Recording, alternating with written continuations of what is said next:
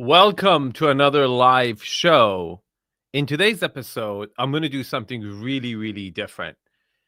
I was getting homesick, like homesick, like where I came from the other day. And I don't know if you guys ever do this, but once in a while, you kind of want to go and take a look at the first house you were born into.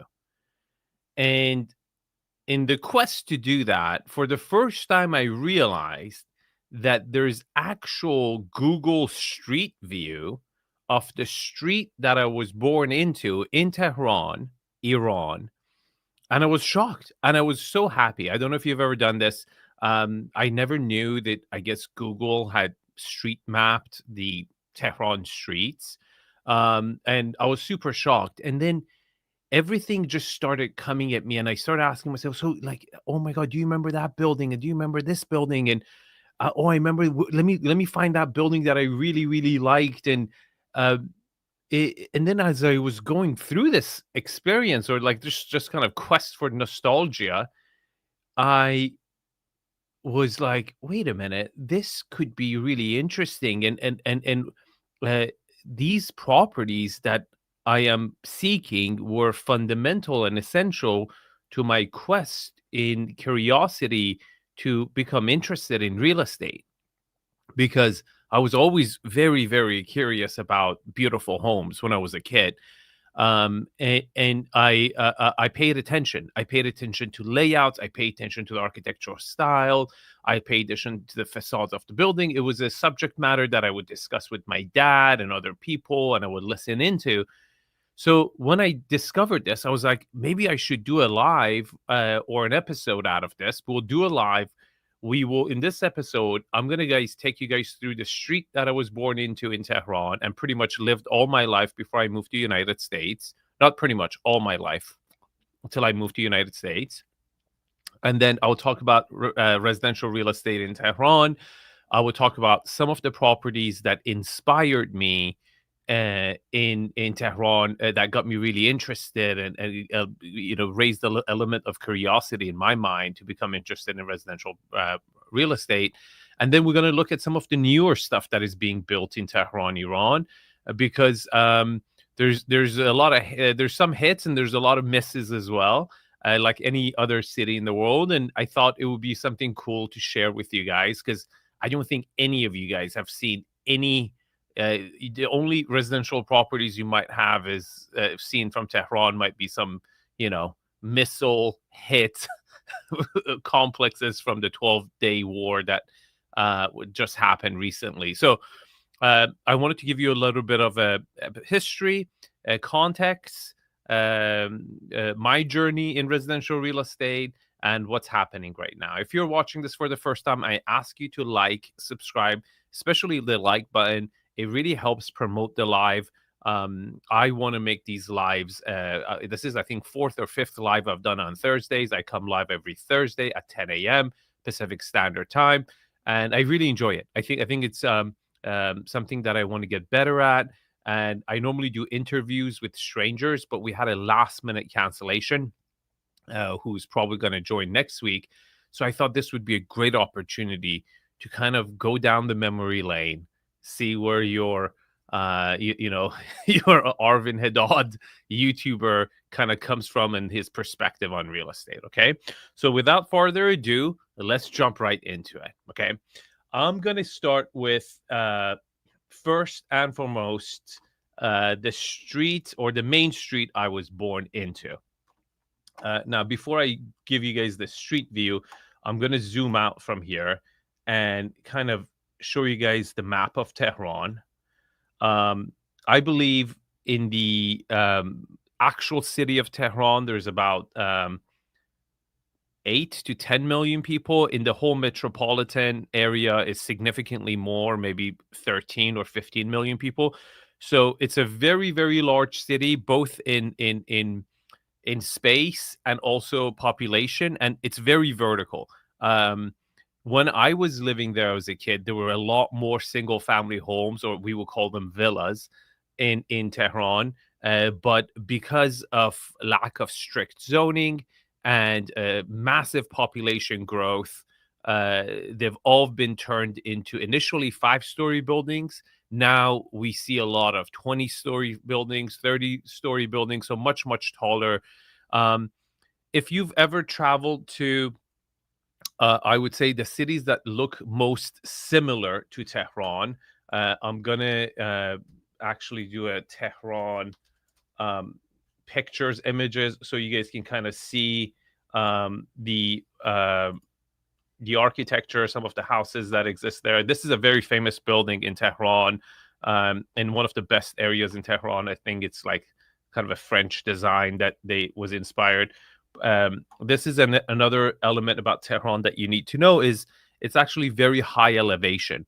I think a lot of people think about Tehran as Iran as a like desert for some reason, but it's actually extremely mountainous. It's a very, very mountainous region, and it's perhaps one of the reasons that it's been a very hard country to invade over, its history of over, 2,700 years old. The mountains have always protected Iran against other countries, and it's just hard to invade. And Tehran, in particular, I think the middle point in Tehran sits at about 1,200 meters above sea level. So for our fellow Americanos, that would be somewhere around like 4,000 feet above sea ground. And it's very common to have snow in winter. In fact, Tehran, which is the capital of Iran, the largest city in Iran by a big margin, it has complete 4 seasons and almost to the T. And what's actually really interesting about Tehran or also Iran is that our calendar is based on, like, this would be probably a spring day in Iran where you still have snow at the top of the mountains. It looks a lot more like Caracas in Venezuela or Mexico City. If you've ever seen either one of those two cities, I've had a chance to see those two cities, and particularly like the high-end expensive areas of Mexico City, like Polanco, looks very, very similar to expensive places in Tehran. So this is kind of view of Tehran, north of Tehran. It's at the slopes of Alborz Mountains. It's a mountain series that separates the Tehran or kind of the valley land from the Caspian Sea. Here is the largest sea in the world. It's called the Caspian Sea. I believe it's the largest sea in the world, which neighbors Azerbaijan, Russia, Turkmenistan, Kazakhstan, and Iran. And these series of mountains here are called the Alborz Mountains, and these mountains are called Zagros Mountains, which pretty much kind of define the border of Iran. And Iran, many thousands of years ago, it was much bigger. It was known as the Persian Empire, and they expanded, and they were much, much bigger. Obviously, parts of Africa, Afghanistan, Turkmenistan, all the way to Doshanbe, Uzbekistan, parts of Turkey, all the way up to Azerbaijan, Armenia, high up here, and parts of Iraq, Syria, and even the southern coast or the northern coast of Saudi Arabia were parts of Persia. But as it got shrunk down over the years, it pretty much stopped right at the borders of where the mountains start, where they had a commanding position to control, the flow. And whenever they decided to go farther away from the mountains, I guess their supply chains were limited in some ways, and they couldn't maintain their empire, and they were pulled back to the borders of the country. So that's kind of a element. The second biggest city in Tehran, I believe, is, as far as population, is Mashhad. As far as population, but as far as this is Mashhad is the religious capital of Iran. It's where the 8th Imam is, so it's a holy site for the Shia religious people. And then Esfahan is it was the old capital of Iran. Very beautiful city, very historical city. It's funny, someone commented on the video that my last video I posted about the polo property, that polo was invented in Iran. I think it's partially accurate. It wasn't the actual sport polo. It was similar to polo. I think it was called chogan, where instead of a ball, they would use a sheepskin, and you had to move the sheepskin from one area with horses from one area to the other area. So it was similar in that way. And apparently, in the center of Esfahan, very fascinating. Let me go to the city view.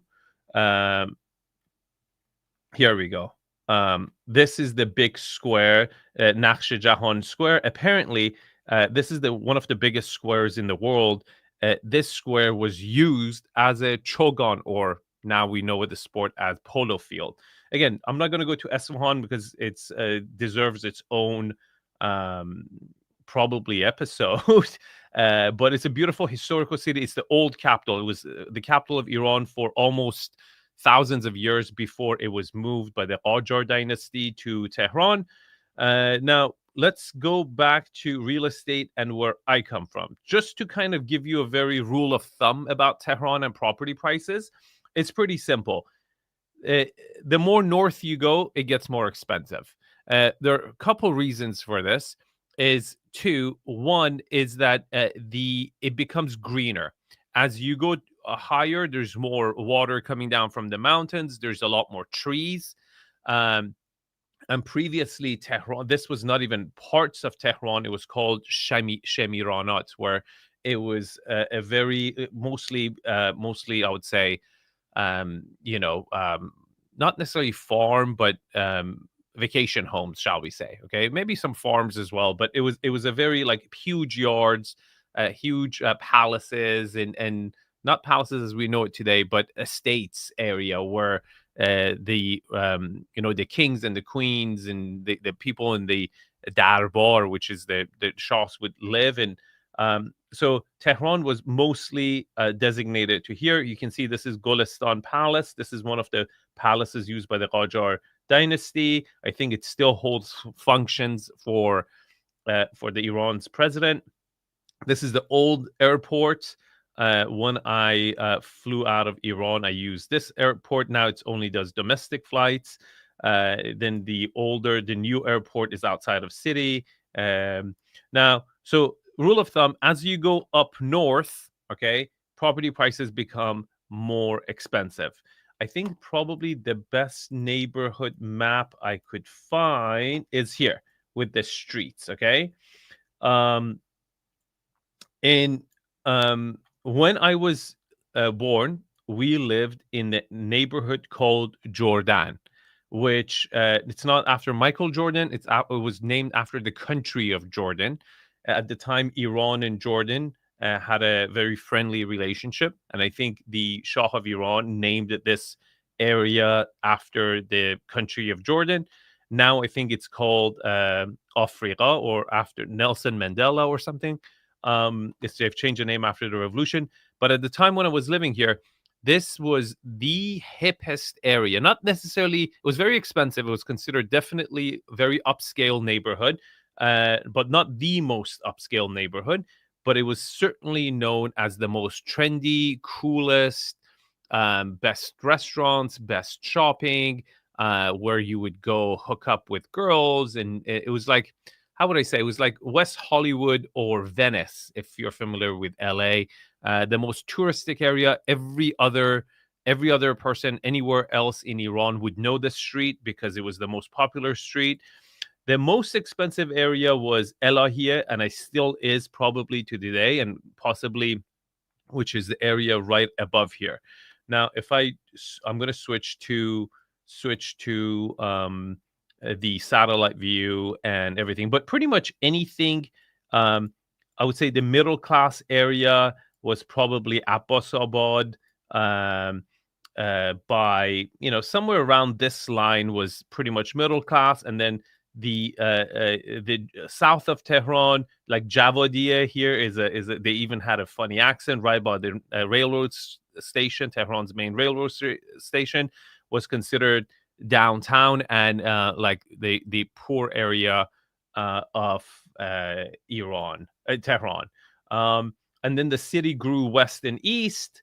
And I'm not going to get to all that stuff. I want to talk about my own neighborhood. It was in the District 3. And one of the good things about District 3 was if it would snow enough during that time, we would get schools closed. So at the time when I was born, we had only two TV stations, Channel 1 and Channel 2, and they were not 24 hours. So we would wake up early in the morning if it snowed a lot the night before, and we would turn on the radio and wait for the radio announcer to say if the districts, District 3 and District 1 would close down and kids didn't have to go to school. And all the other kids would do the same thing. So as soon as they would announce that, the school, and this is like 6 o'clock in the morning, they would announce that schools is not opening up, we would run down everybody. And this is during the 1980s, where Iran was going through a huge population boom. There were kids everywhere on the street, like just a huge amount of kids population in every streets of Tehran, or Iran for that matter. And we would just run downstairs to the street, and it would be a snow fight all day. Like, it would be nuts. It would be pretty intense snow fights. If you're from the 80s and 90s, I guess you should, from Tehran, you should have very similar areas. Now, I'm going to show some of the very northern areas of Tehran, where you're really going into the base of the mountain here. You can see, maybe I shouldn't click on all these links. But you can see at the base of the mountain here, it gets very green. Here we go. There's like hookah lounges. There's rivers coming down from the mountains, and there's actually a ski resort, ski slope, a small one, at right north of Tehran, where you can go to tip of Tehran. Here we go. And actually get a telecabin and go all the way up and ski. It's a very small ski resort. There's the biggest ski resorts in Middle East are in Iran, and majority of them are right outside of Tehran. There is a famous one called Dizin right here. This is a very famous one.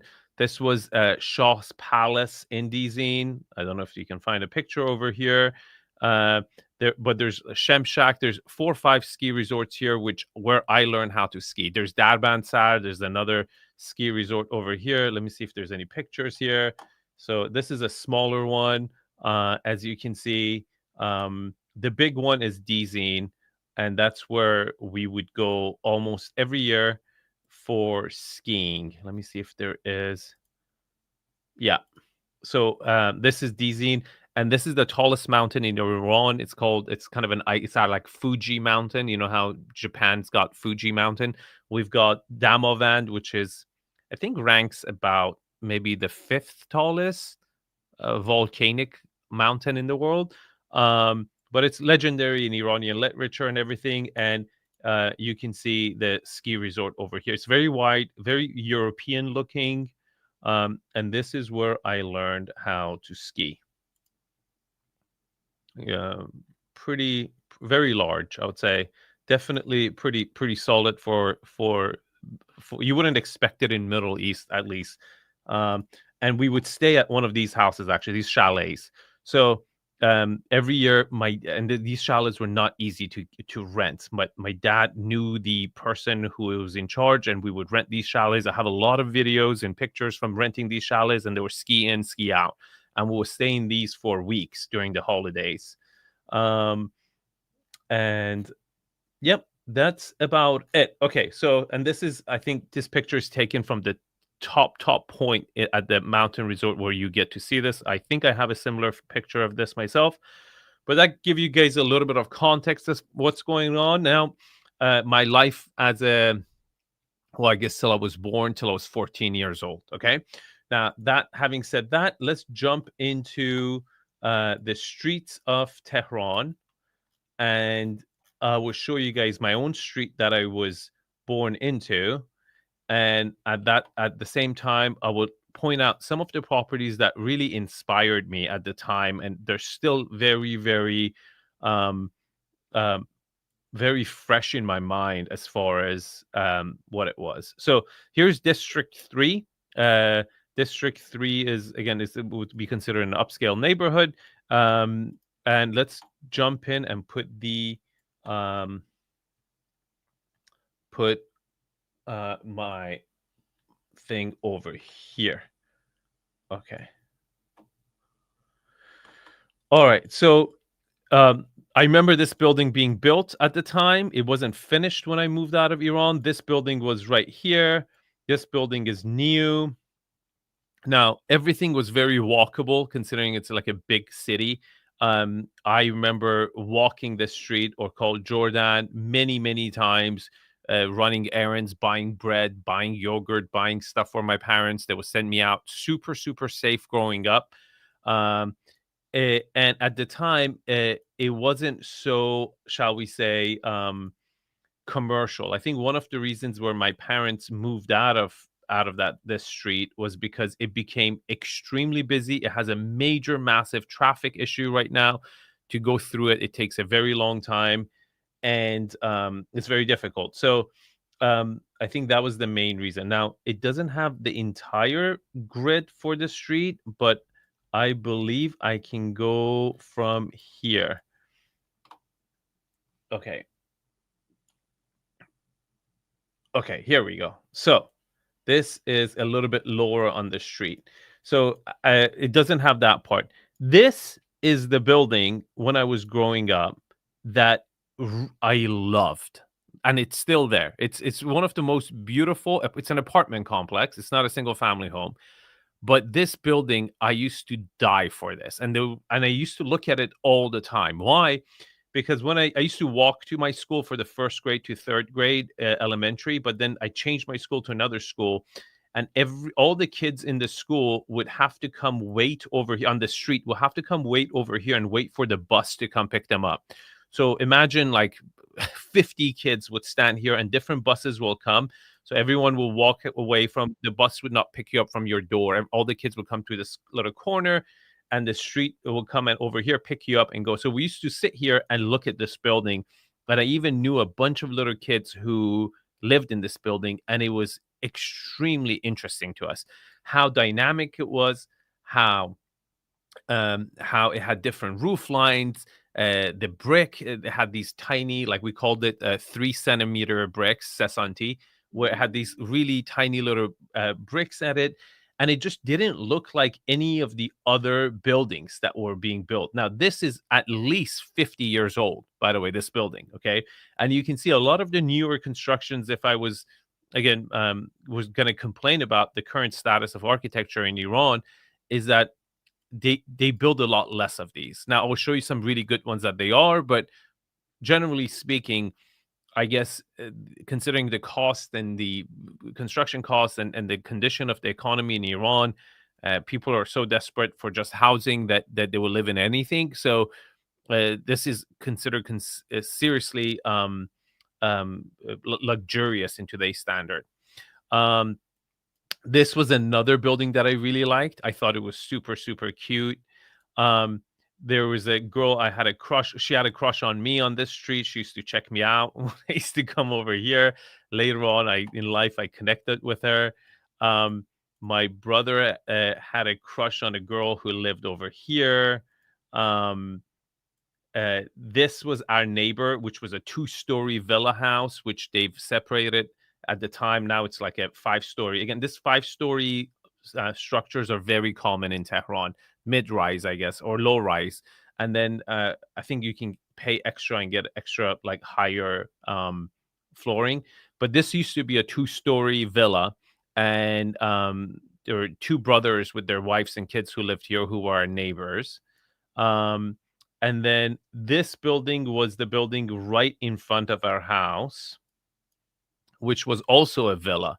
This was being rented to the ambassador of Philippines, and they probably excavated at least 3 meters of dirt from here to build this because it was perched up, and it was a villa and it had a swimming pool. And the swimming pool where it was perched up, nobody could see it from the street, and the property right next to it, where my first girlfriend used to live here, they used to go there. They used to go over here and swim in the swimming pool because their complex didn't have a swimming pool.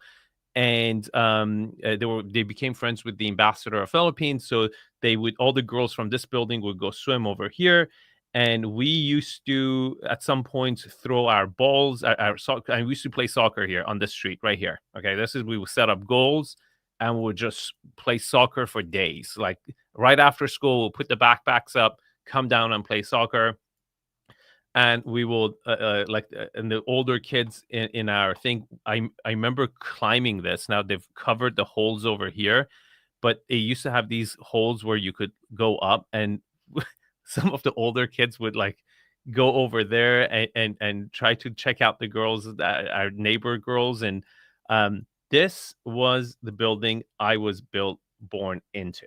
Okay, now this was a building that my dad and his friends built together. The trees don't really show it, but this was our unit. This was a 6-unit building, um, and it looked just like this. It was very 1960s. I think the layout was really good. I never liked the stucco they used on the building, where it always looked old, but at some point it had IV all over it. So I think they've cleaned that out. But it was a very interesting area where it had kind of a carport, not covered. You had garages. Our garage was on this side, and the first floor and the lower floor behind the parking was one unit that the person who built it with my dad owned both of them, but he separated it and he lived in one and rented the other one. And then there were 4 units, 1, 2, 3, 4, and we lived in this one. What was really cool about our apartment complex was its backyard. First of all, it was not that many units in there, which was a plus. And what was also very special about it was that we had a dope ass backyard with a swimming pool, which was unbelievable. Like growing up, was probably the coolest thing you could have asked for. Where am I? Can I show you guys the swimming pool? Right here. This is it. Okay. So I would have to show you guys pictures of the swimming pool, but it had this shape of a swimming pool where, let me see if I can zoom in more. Nope, I don't get any more zoom. This was the swimming pool. It's still there, and it had all types of trees, from cherry trees to walnut trees, different apple trees, strawberry bushes. It was incredibly. It had a ton of different um, uh, stuff. So and it had trails around it where we would bike. It was very interesting. I should pull out some pictures someday and show you guys the pictures, because the landscaping for the backyard was amazing. And as you can see, most of the other properties, the backyard was really, really small. And also on this side of the street, you wanted to be on this side of the street because, first of all, you were south facing. Okay. So all the bedrooms opened up to the south. And on this side of the street, your backyard for the whole complex was on the back of the house, as to on this side of the street, your backyard was on the front of the property. So again, these are like when you go back and you watch my videos and you hear me talk about this stuff, like, is it on the wrong side of the street?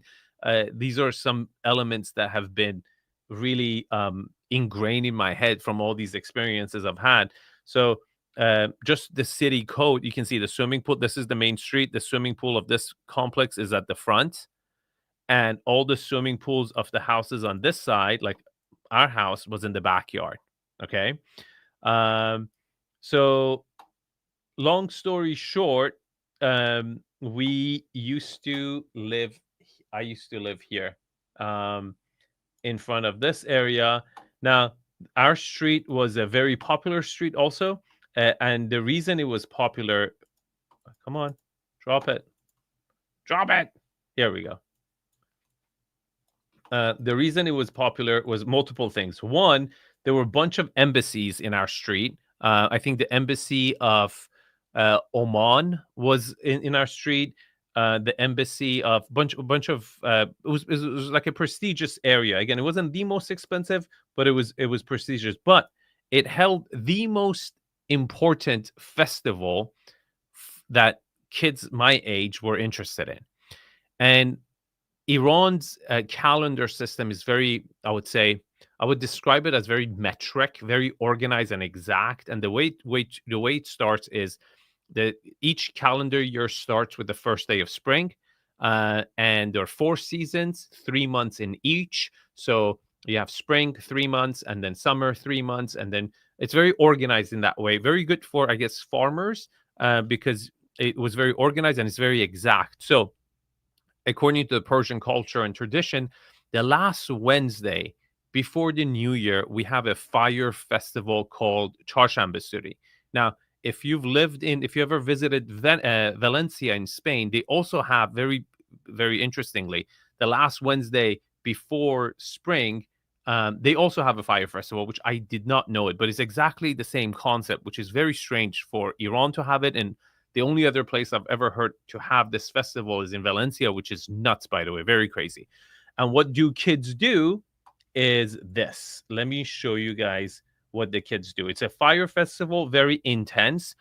We, again, don't take this the wrong way, but we would make homemade bombs and throw it at the wall, and we hear a loud explosion. Now, this would happen in an extreme format where there are thousands of people, and our street was known in the whole Jordan, that whole main street was known to have the best party, the best fire festival. So it was very, very, very popular. You can see this was pretty much me. Like, these are the newer generation of the kids, but you can see, like, this is exactly what I did when I was their age. Okay,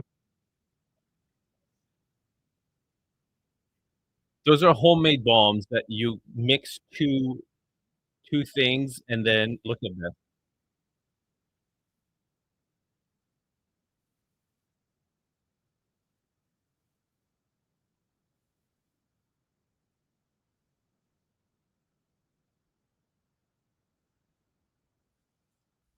Pretty cool, huh? So this was like a big deal in Iran. If you speak to any Persian Iranian and say Charshambe Suri, and if they grew up in Iran, they would tell you stories. It's like it was very fun event. Okay, so our street had this huge Charshambe Suri event over there, which was pretty interesting, very fun, I would say. And what they do is, I think there are two chemicals. Again, maybe I shouldn't talk this about online because it might be illegal, but there are two chemicals that you mix that are widely available, and you throw rocks in there, and then you pack it really tight. But if you pack it too tight, it explodes in your hand and you lose your fingers or your eyes. But you pack it tight enough where when you hit it, the rocks in the packed area will hit each other and create heat and friction and make it explode. So when it explodes, all those little rocks fly everywhere. So you had to wear sunglasses at nighttime to make sure you don't go blind. Otherwise, you will hear horror stories. But it was pretty crazy thing to experience over there as well. Now, so this was the street. Now, I will tell you guys another one property that that really amazed me. As I mentioned earlier, I used to walk to school. So from first grade, I was 6 years old, to 9 years old till I was third grade. I used to walk all the way up this path to school, which was about a mile every day and back with probably two, three other kids. This was the doctor that lived here. We're still friends with them. I think my dad is still friends with them. Um, this was a famous a newspaper, I believe. No, this was a there was another famous street. This was like the first high rise that they built in our street next to us, which was a big deal. And this is again old. I would say this is at least 30 years old. This building.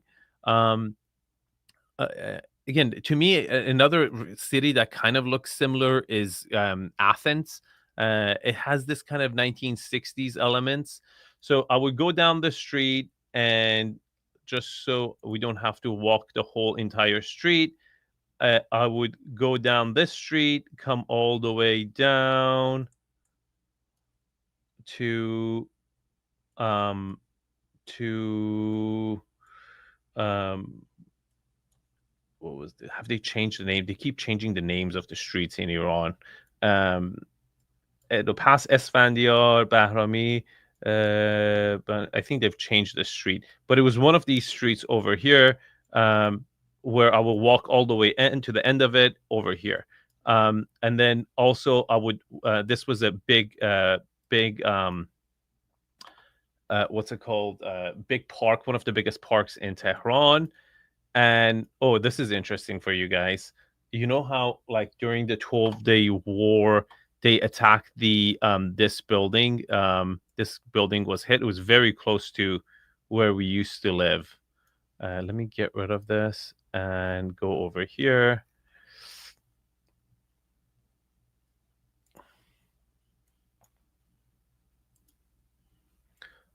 This is the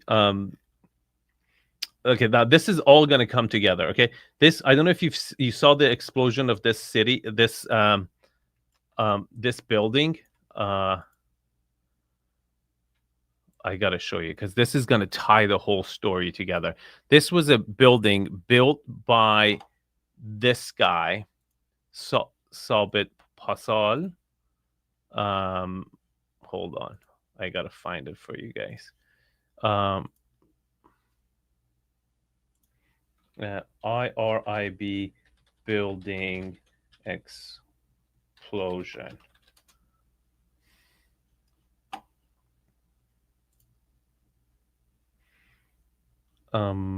Images here, this one. Do you guys remember during the 12-day war, this the Iranian main broadcasting location was hit? This building is right here, so very close to where I used to live. Okay, so we used to live like somewhere here. It was right here, and over here is where I used to play tennis. So I learned how to play tennis over right here. Engelab, and it was all clay. I talk about in my videos learning how to play on clay. These are the tennis courts where I learned how to play tennis, and we used to see this building all the time. Okay, and it was a beautiful building. For again, during the Shah's time, the architecture was very interesting. If there is better photos of it, here we go. This is like before it was destroyed. Very interesting building.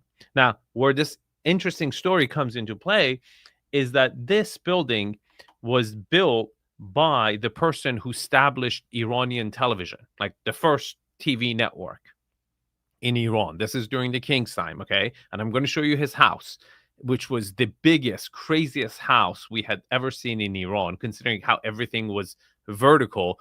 The owner of this building, the owner of the Iran's only, I think it was only Channel 1 at the time, was this guy named Sabit Pasal, okay?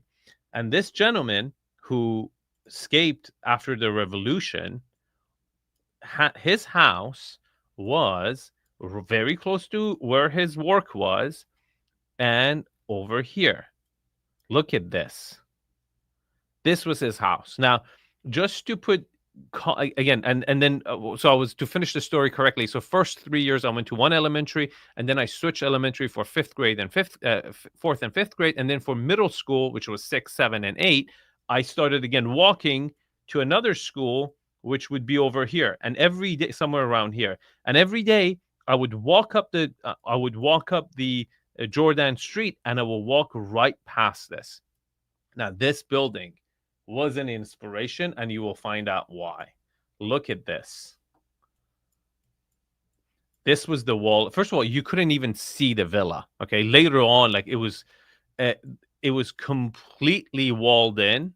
Later on, when this ugly building was built, we used to find excuses to go up here to be able to look into this building. But I will show you guys the dimensions of the actual house, which is probably the biggest lot in Tehran, and possibly the most expensive lot in Tehran. I think it's now owned by, and it's designed kind of to look like similar to White House, as you can see over here. We'll go over it. So it's just humongous. The big end, and the walls were so intimidating. Look how they're talking about privacy and gated. Just like, how are you even going to climb that? You know, it was an entire city block. And you could see from this side, you could see the actual building over here. Now, ironically, this was a huge inspiration for me because it was the first single family home that I knew that was like the mansion, shall we say, right? A proper mansion in Tehran that it still exists today. I think it's now owned by the government, and it's a ruin. They never even did anything with it. I think the main entrance is over here. Yeah, I don't think we have that access over here. But let me show you guys a little bit of history about the building.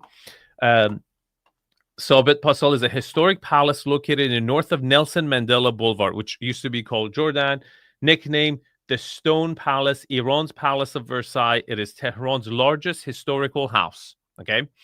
The palace belonged to Habibullah Sobit, also known as Sobit Pasal, a rich Iranian businessman and founder of Iran's first television station, the same one that just got bombed. Okay. I showed you guys. The palace was seized by the Mostazafan Foundation during the Iranian Revolution and eventually became the property of Ali Ansari, managing director of Ayande Bank. So I guess someone actually owns it now, but apparently it still looks this way. In 2015, the demolition of the palace was planned by the municipality. In May 2015, the Ministry of Culture, Heritage, Tourism, and Handcrafts obtained an agreement of non-demolish from the owner of the palace. On 12th of June 2017, it was added to Iran's National Heritage List. Now let's look at some of the pictures. This is when it was being built. Obviously, there was like nothing around it at the time. This is a very good aerial view. Look at this. It has like a proper Olympic-sized swimming pool with what, 6 lanes? 1, 2, 3, 4, 5, 6. It has an amphitheater over here, and the whole property is perched up. So when the wall on this side is maybe like 6 feet above ground. So they just didn't excavate the base of it. Okay, so it sat right, and it's just massive. It's really, really large, and to me, it looks very similar to the White House. I don't know why they call it Versailles, but that's like the number one thing that comes to my mind is that.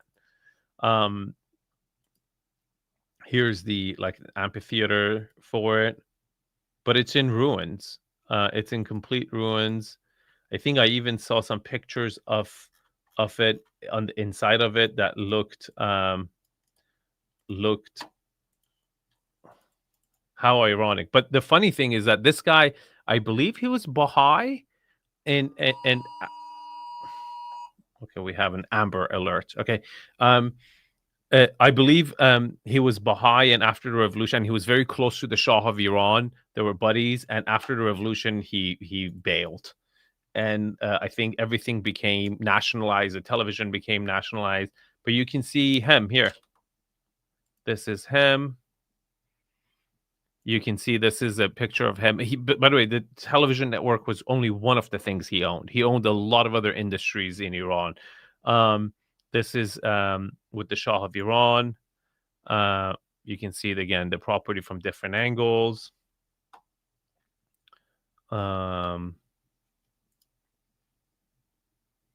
There's some family pictures of him. I believe he died in Paris.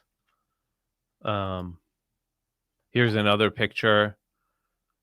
Massive estate. I mean, it's probably I wouldn't be surprised if it's not in the number one location, but there's not as in Tehran, but I don't think there is a parcel of land anywhere in Tehran this big that would be in even an average neighborhood, let alone considered a very good neighborhood. Now, the dimensions of it didn't mention.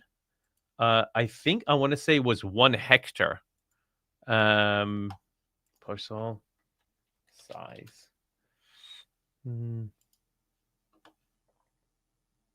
Palace in Tehran. So it was what, 11,543, and if we do that in acres, that's meters square. Let me see. So 11,543 in foot would be no. Wait. Yards, acres. I think that's the actual building. It's not the land. Yeah, I'm pretty sure. Yeah, it's about 37,000 square foot property, but the lot itself, I had that number somewhere. Um, let me see. Lot size. Do, do, do, do, do. It didn't say it here. I want to say it had a story.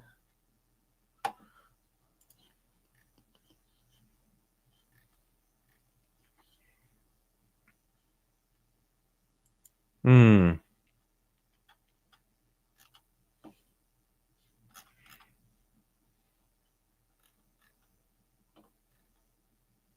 I don't remember, but again, I think it's in perhaps hectares, multiple hectares. I would say it's humongous. It's the entire city block. You can see the depth of it. I if anyone, let me ask ChatGPT. Let's see if ChatGPT can pull some stats on this.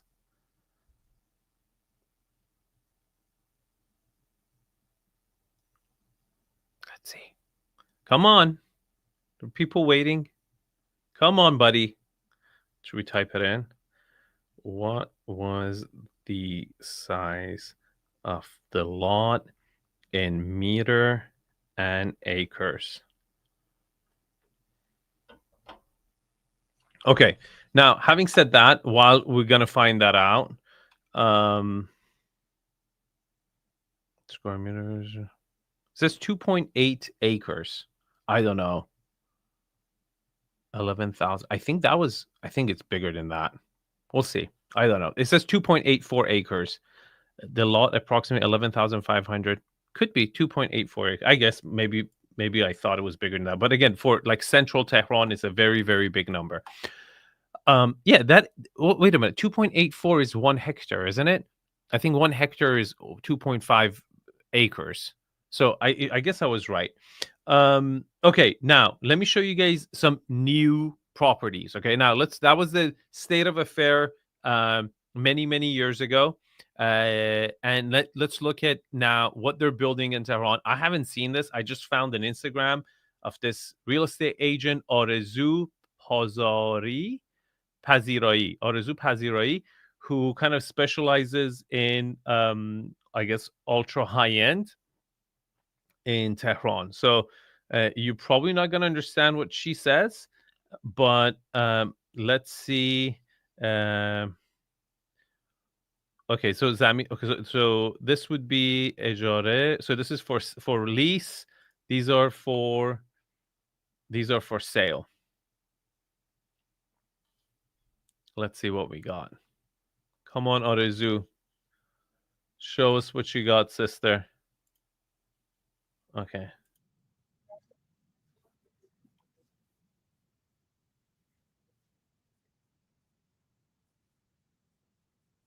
That's it. Thanks. Okay, let's see. Can't you filter this by let's look at this. Oh, this is not a video. I guess we got to go to Reels, right? Here we go. Let's go to Reels. Why is my internet so slow?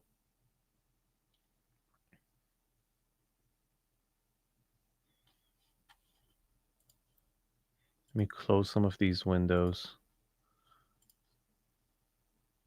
Come on, dude. So these are also very expensive areas. Elahiye, Niavaran is very expensive. Kamraniye is very expensive. Farmaniye is very expensive. Dude, I'm gonna refresh this. Okay, here we go. Here we go. Okay, let's look at this.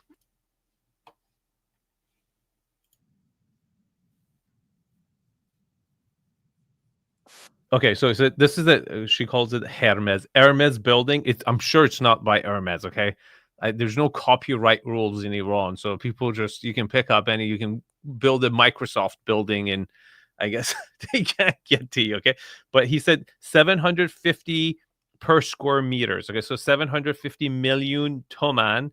I just want to give you guys perspective. This is supposedly one of the most expensive buildings there right now. So 750 million uh, per meter. Divide that by right now it's 93,000 tomans per dollar. So that would be $8,000 per square meters. Okay. That's a lot. $8,000 per square meter. If you convert that meter to foot, what is it? It will be what, one ninth of it. So hold on, can't do math right now, but that per meter. So this one is 650. It's new construction. Not bad architecturally. It's okay. Modern. Again, I think it's kind of a wannabe modern. Uh there's one that I like over here. I like this one. I think like see these are the buildings like when I even see in United States everyone is building really the same crap. This really excites me. Look, you see that? Like, it's kind of a brick facade, modern, but then it's a throwback to 1960s and 70s. I find it very beautiful, very nice.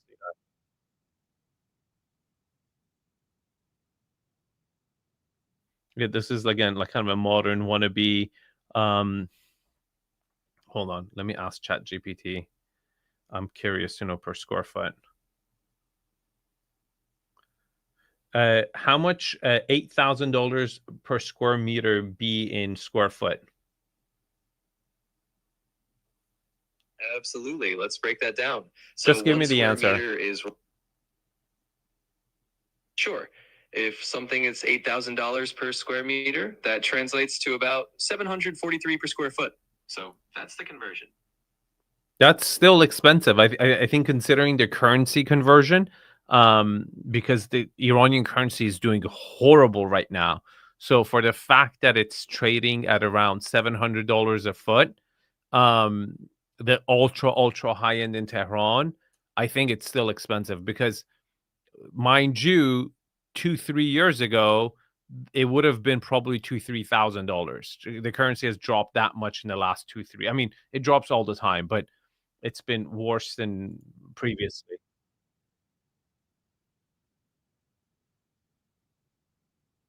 Pretty cool, interesting. Again, you see a lot of cool architecture. Again, you won't find this in media. You would you would not find any of these buildings whenever they show you in Tehran. They will show you like "Death to America," this is like some randoms. But it's kind of good to see like the architecture over there. This is the famous street. I know this street. I know this building. So this is one of the most prestigious buildings, but I think it's been there for at least 20 years. So the prices have come down. It's not considered prime anymore. But at the time when this building came out, it was considered the best of the best. And like the penthouses were around, I want to say 20,000 square feet. Um, so a whole floor with everything. So this was considered really good architecture at the time, very French kind of a chateau inspired. Okay, we saw this. Let's look at some other stuff. Let's see if we can see actual inside of a unit.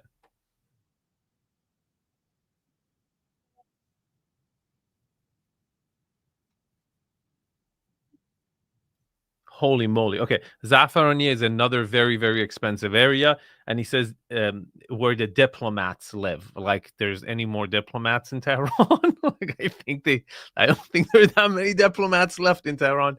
But it's just saying it's like an area where a lot of diplomats live. That's called considered prestigious and safe, I guess. And she's saying 1 billion toman, which would be what 25%, 33% more than that. So it would be around $1,000 a foot. Okay. That's it. Come on, show us the house. She just walks and drops the price. Come on, dude. We expected more. Let's see. Here, she's gonna show us a unit. Sadud Ahmed is 1,000. Sorry, 110 square meters. Okay,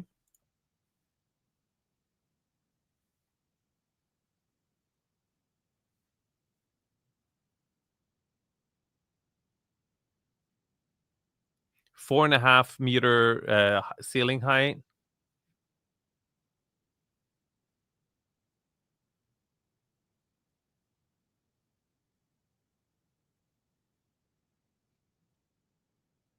North facing.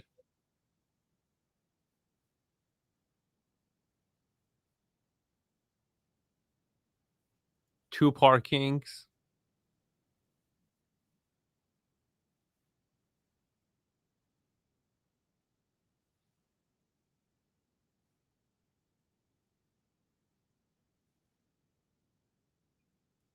Master bedroom, primary bedroom.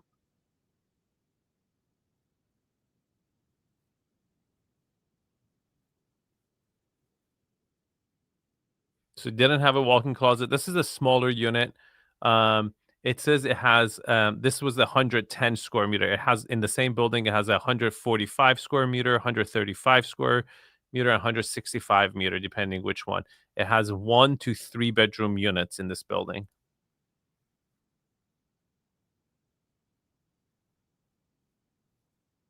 The other one has its own service too. So it's 2.5 bath.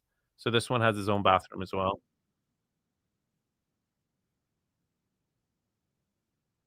It's really small.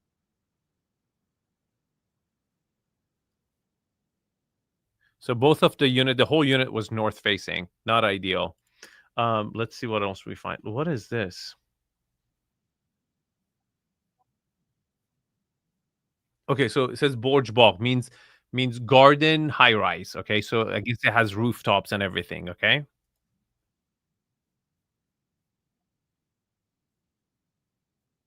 so it's saying they're pre-selling the building. Okay, it's not finished yet, and she's giving us some information if you want to buy a unit, and this is how it's going to end up looking like when it's done. Let's check out this one. This is the bank.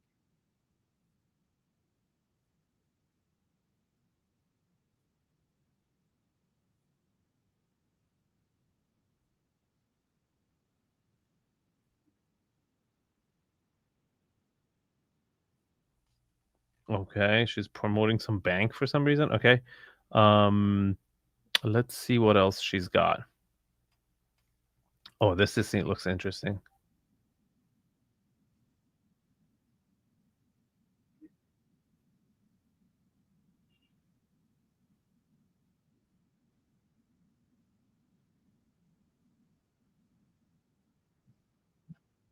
160 square meter, 3 bedroom,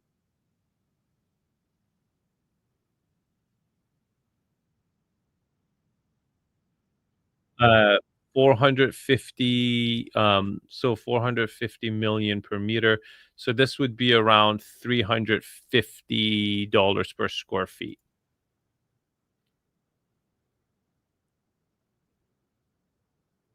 All right, let's see what else we have. Can you filter this by um filter this by did I look at this? Look at this.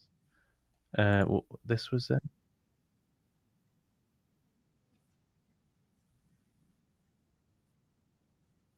This is funny. She says, "All you guys who sold your properties and converted it to dollars and gold, you're gonna feel sorry one day."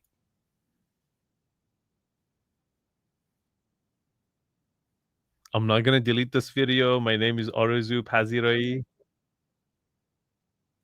and I'm a real estate agent in the District 1, which is the best district in Iran, in Tehran, or in Iran, probably. That's it. That's all she had to say. Okay, so let's see what else we have over here. Um, okay, oh, this is should be interesting. So this is like tear downs. So we might see some villas. Let's see here. Oh wow, look at this.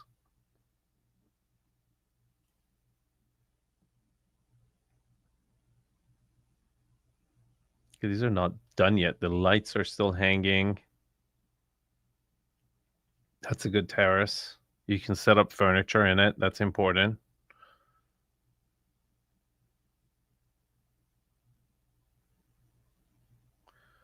Okay, this is a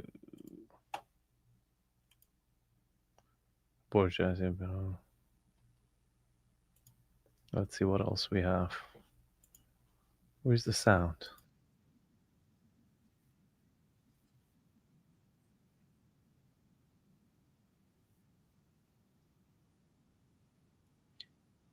So this is interesting. So this apartment complex opens up to an embassy. So actually the best, I forgot, I made a mistake. Probably the best parcels of land in Tehran are not the one I showed you, are the embassies of foreign countries. Because when they established their embassy, like Italian embassy, British embassy, Russian embassy, I guess the old US embassy, they got these, even Turkish embassy, they've got these big parcels of land. This is like hundreds of years ago, and they never sold it.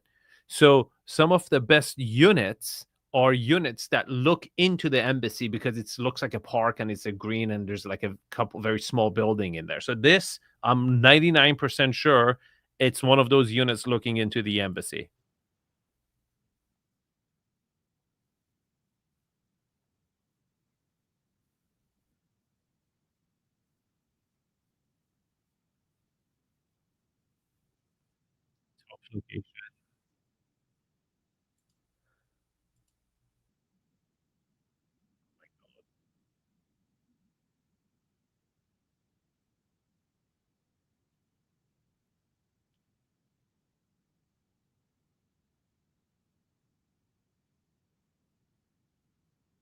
Four bedroom, four parking. So it's a penthouse. It's got 360 views.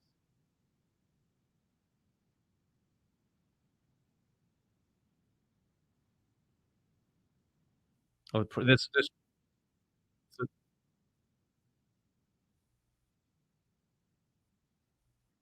neoclassic,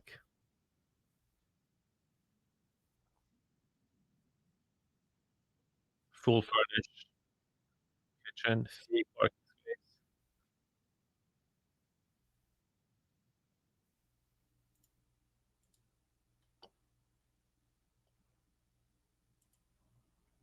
Um, That's so funny. So 200 square meter land with the deed from the Shah's era. Shahanshahi means from the king's time before revolution. Um, so after the revolution happened, there's a good chunk of properties, people who left Iran, right? Either they had debt or they were prosecuted and they just left and they couldn't sell their property. And some of these properties were confiscated and has switched hand many times. So if you buy one of those properties that has switched hands many times, it won't be worth as much because there's a possibility one day that this person who originally owned it and it was confiscated, if anything happens, person come back one day and say, look, this was unlawful and this is my land, you got to give it back. So if you buy a property with the original deed from before revolution, it's more valuable, and that's why she's emphasizing the fact that the deed is pre-revolution.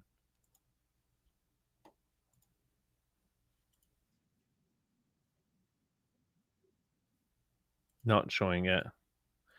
Now let's see some rent.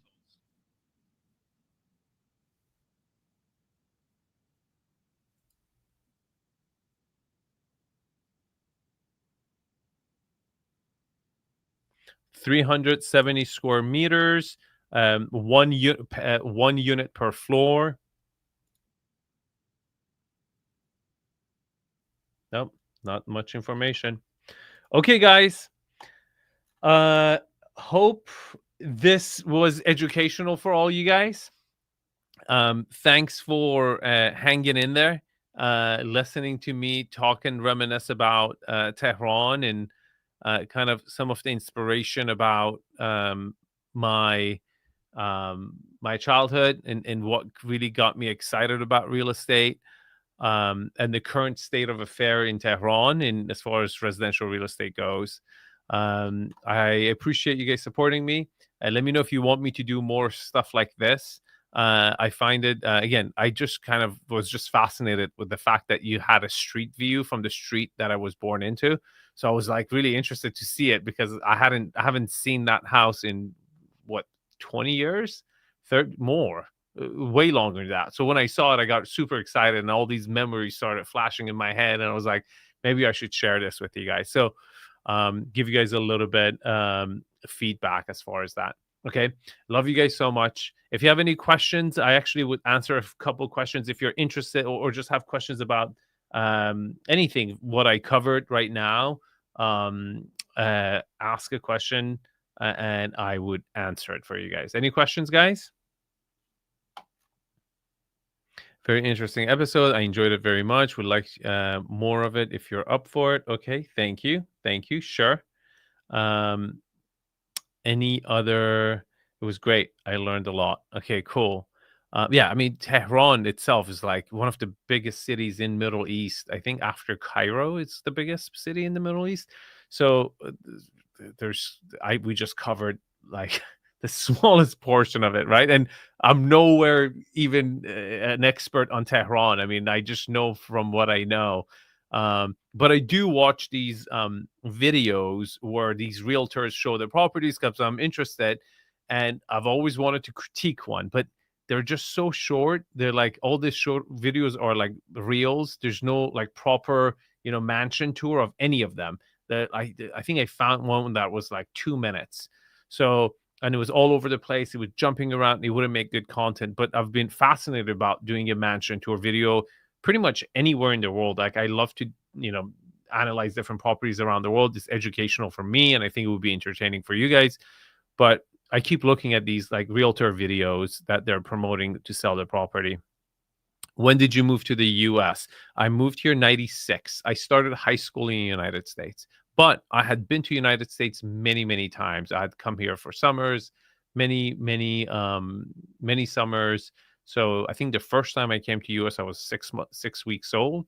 So we used to come here all the time. Do you like the modern or the old architecture more? I would say, in terms of Tehran or general, like when you were talking about in the scope of this, or just general residential real estate. If you're just being general, I would definitely gravitate towards more older ones, unless I would say historical architecture, unless the modern is super innovative, and it's really adding an element. Like I really like the free-forming buildings that, for example, RD Taganverian builds, like the Sanofra property that burned down. I thought that was a really interesting property. I thought that was modern, going in the right direction. But I do not like these boxy moderns that you bring they call it an architectural element, like something sticks that building and goes in, like there's a line in there. To me, this is just very stupid, and it's really you're copying someone else's design just to classify it as modern. You're not pushing the envelope.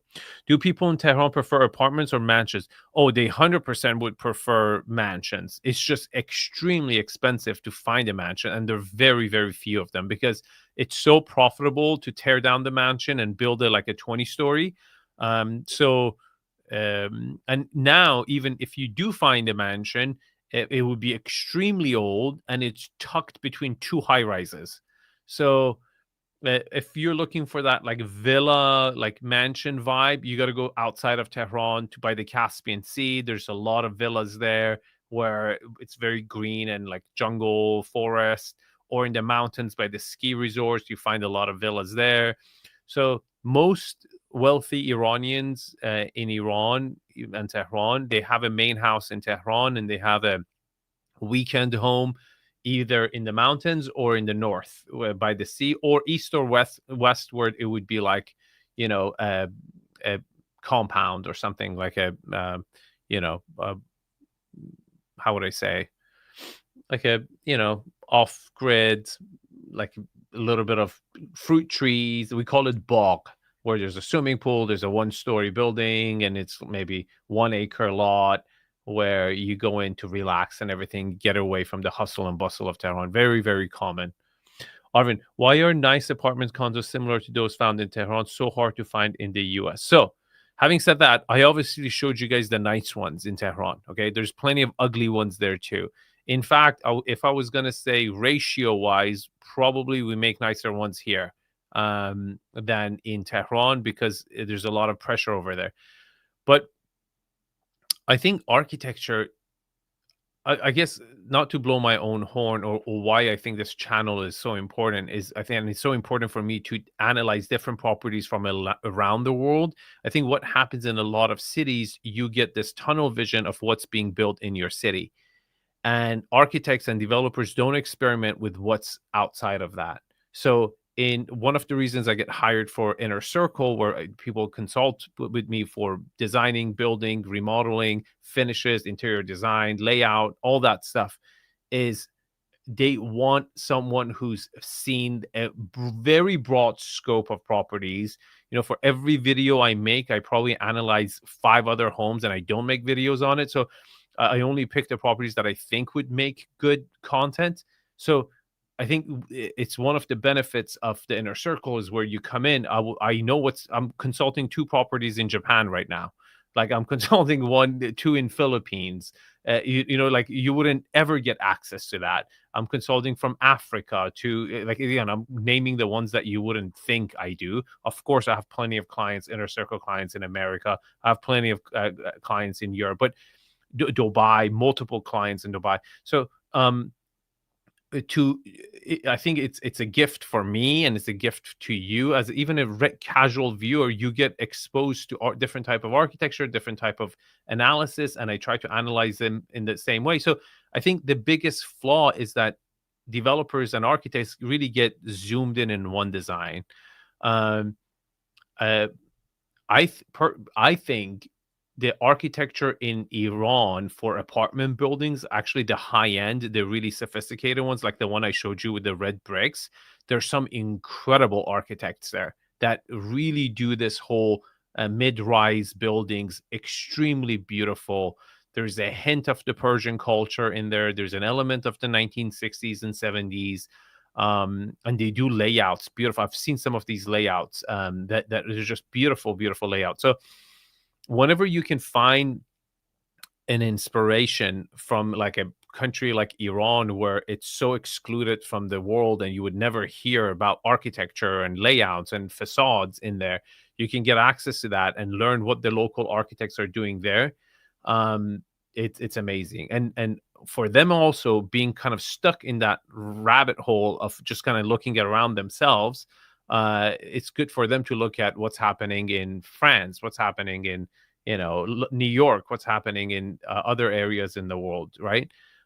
So I think it's important. I like this aspect of my channel that kind of it's very international, and my clients are very international. So I think it's good for you guys as just casual viewers. Check it out, be interested in it, and maybe one day you will get an idea for a property you're planning to build or buy.